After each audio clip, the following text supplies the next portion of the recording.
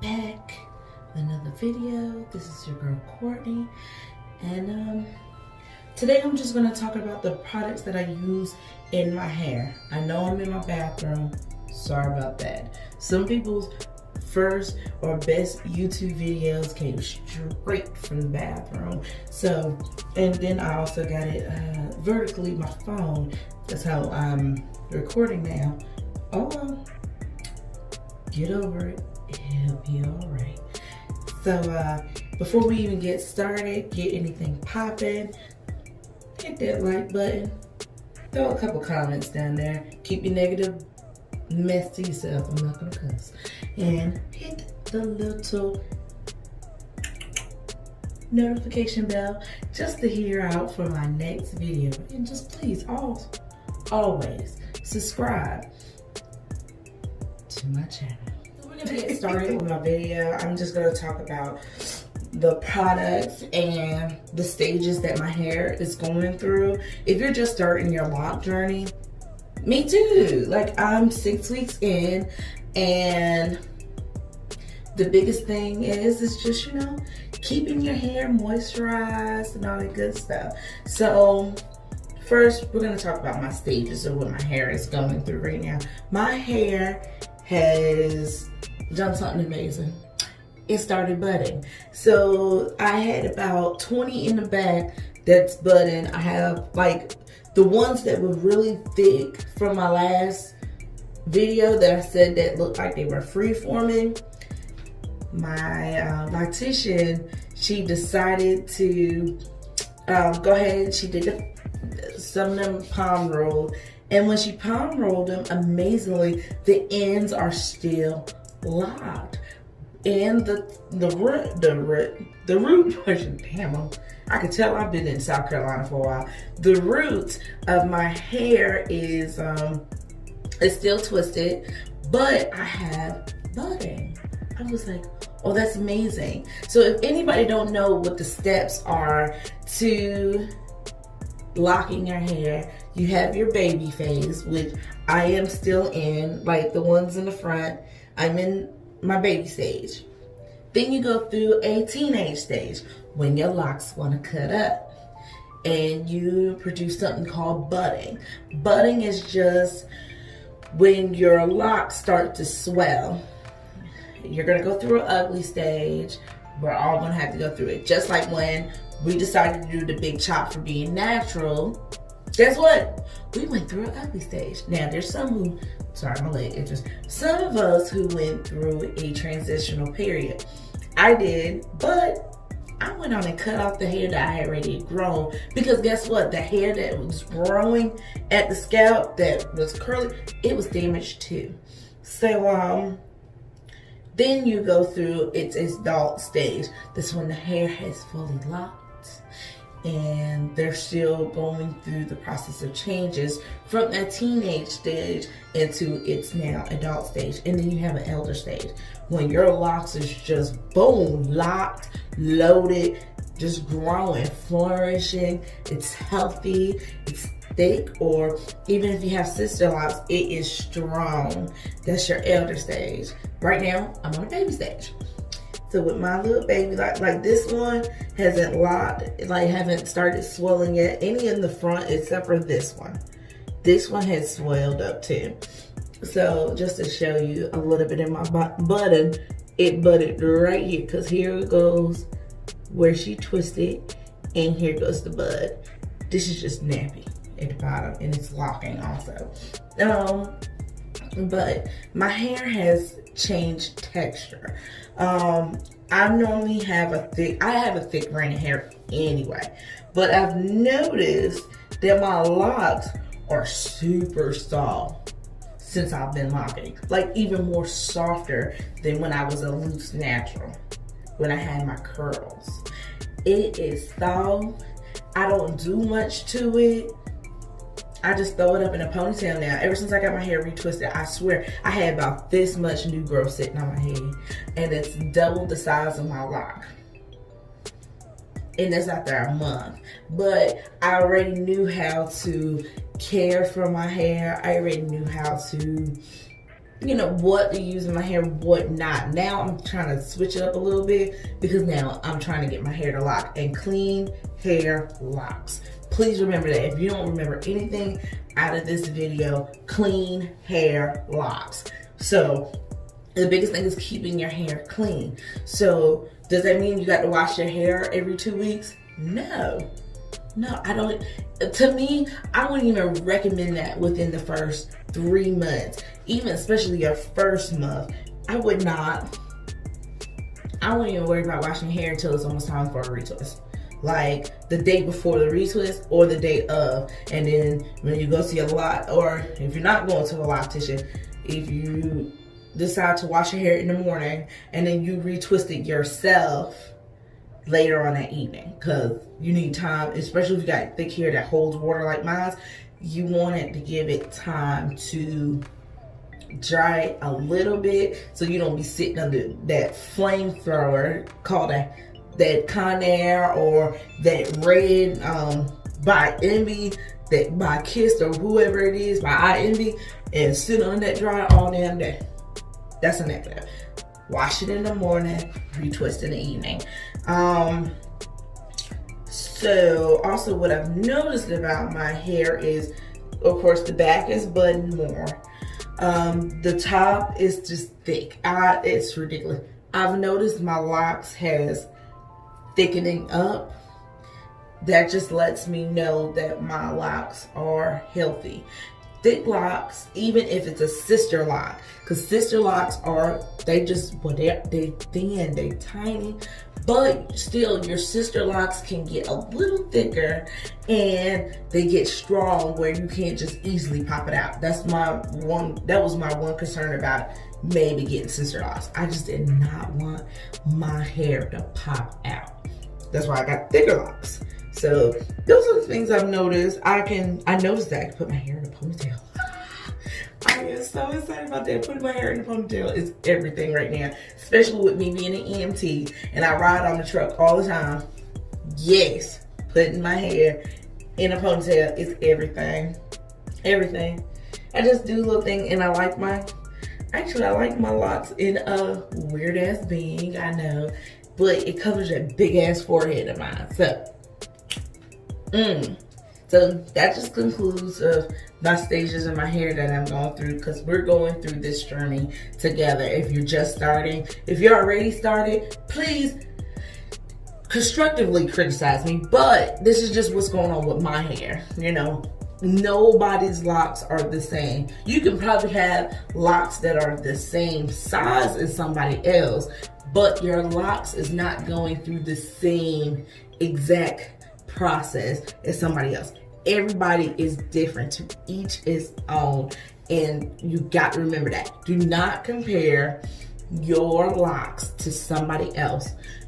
You can use them as inspiration, but your locks would never be like theirs. Just remember that. Your lock journey is your lock journey.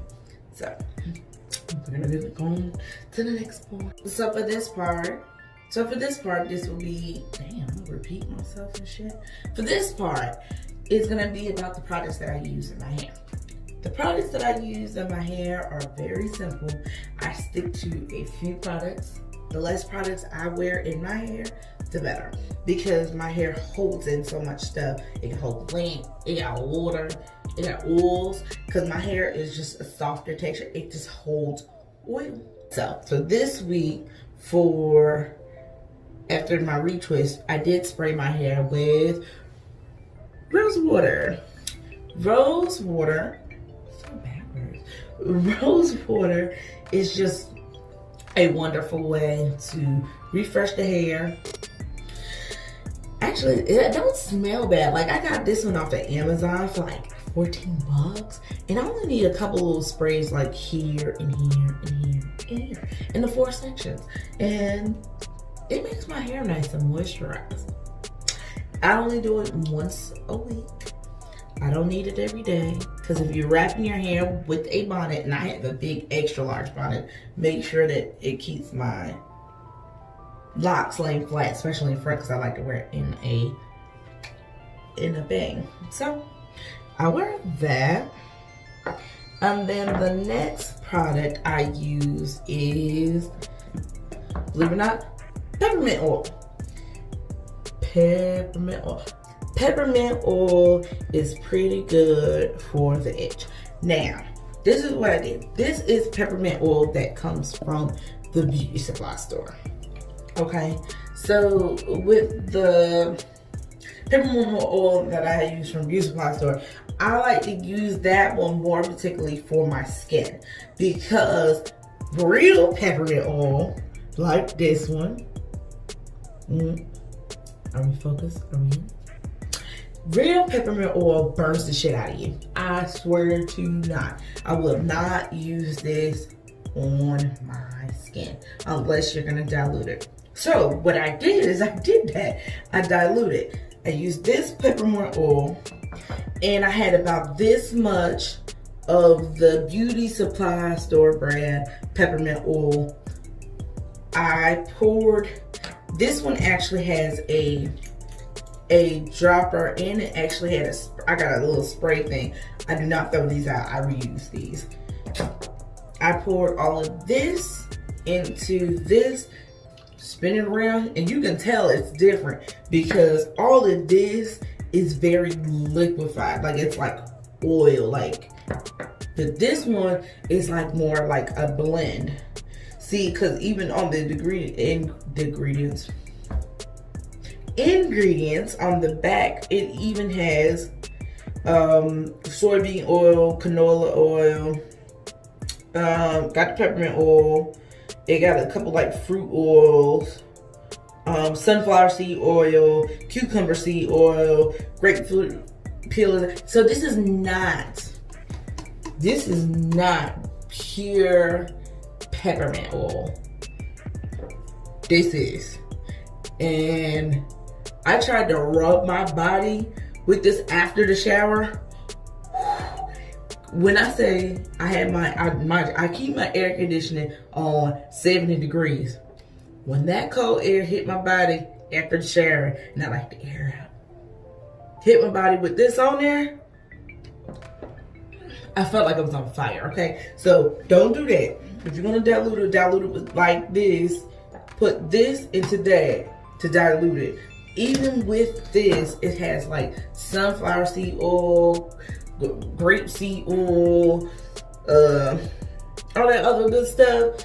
It's good to mix with, because then it's kind of diluting it down, but it's still oils.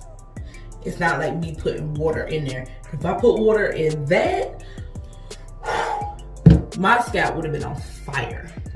But that's what I do. And then I still don't use this on my back. I would just go buy me a new set of peppermint oil to use on my body, which I really love peppermint oil for body.